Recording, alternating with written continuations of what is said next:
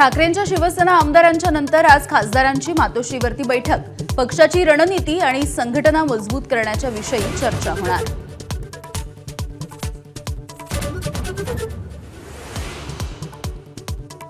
कृषी मंत्री माणिकराव कोकाटेंच्या शिक्षेच्या अपिलावरती आज सत्र न्यायालय निर्णय देणार। शासनाची फसवणूक करून सदनिका लाटल्याच्या प्रकरणी कोकाटेंना 2 वर्षांची शिक्षा।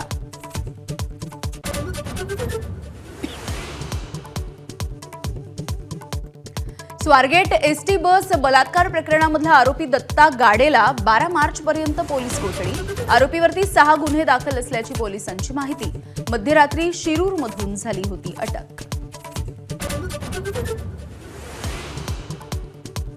मुलगी स्वतःहून बसमध्ये गेली, दोघांमध्ये सहमतीने शारीरिक संबंध। आरोपी दत्ता गाडेच्या वकिलांचा कोर्टामध्ये दावा, तर आरोपी सराईत असल्याचा सरकारी वकिलांचा युक्तिवाद।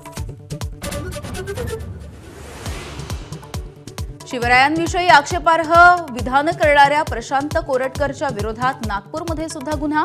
अटकेच्या मागणीसाठी आज बाईक रॅली, तर आलिशान रोल्स रॉयसमधून फिरतानाचा कोरटकरचा व्हिडिओ समोर।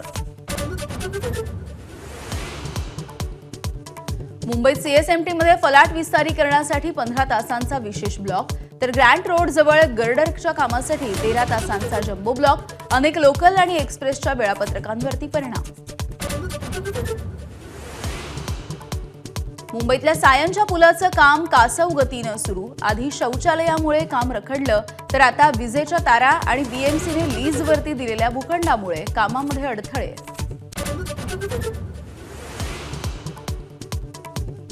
एचएसआरपी नंबर प्लेटवरून पुन्हा एकदा वाद पेटला। तिप्पट वसुली होत असल्याचा आरोप। शरद पवारांच्या राष्ट्रवादीचं मुख्यमंत्र्यांना पत्र। एबीपी माझाच्या स्टिंग ऑपरेशनमध्ये धक्कादायक वास्तव उघड। पुणे, सातारा आणि सोलापूरच्या पाणी वाटपाच्या निर्णयासाठी आज कालवा सल्लागार समितीची बैठक। अजित पवार आणि विखे पाटील यांची उपस्थिती।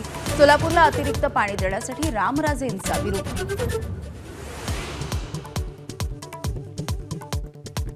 उत्तराखंडच्या चामोलीमध्ये हिमकडा कोसळून बर्फाखाली अडकलेल्या 55 पैकी 33 मजुरांची सुटका।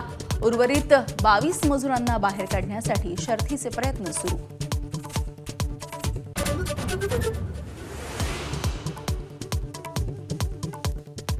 युद्ध संपवण्यासाठी अमेरिकेचा युक्रेनवरती मोठा दबाव। डोनाल्ड ट्रम्प आणि झेलेन्स्की यांच्यामध्ये भर मुलाखतीमध्ये अभूतपूर्व खडाजंगी। युद्ध थांबवा अन्यथा अमेरिकेचा पाठिंबा विसरा असंही सुनावलं। ट्रम्पसोबतच्या वर्तणुकीबद्दल माफी मागायला झेलेन्स्कींचा नकार, तर रशियाकडून ट्रम्प आणि उपाध्यक्ष वान्स यांच्या संयमाचं चमत्कार असं वर्णन।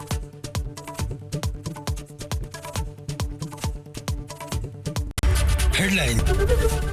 एबीपी माझा, उघडा डोळे बघा नीट।